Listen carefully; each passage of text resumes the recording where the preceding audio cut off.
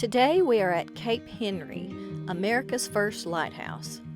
The 191 steps start immediately out the door of the gift shop. When you get to the landing at the top, you see that there are actually two lighthouses. The first was built October 1792. The original lighthouse was the first project using federal funds. George Washington authorized the project and Alexander Hamilton oversaw it. Cape Henry was unsafe without a lighthouse, and it was responsible for the loss of 57 ships.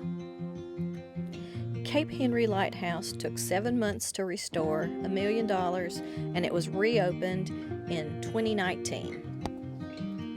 When you walk in, you notice this beautiful red staircase. It is gorgeous, and that was actually the original color. Unfortunately, you also notice all of the scratches on the glass. Very sad. From the top of the lighthouse, you can see the expanse of the Chesapeake Bay, and these two lighthouses mark the south entrance. We had a beautiful day exploring America's first lighthouse.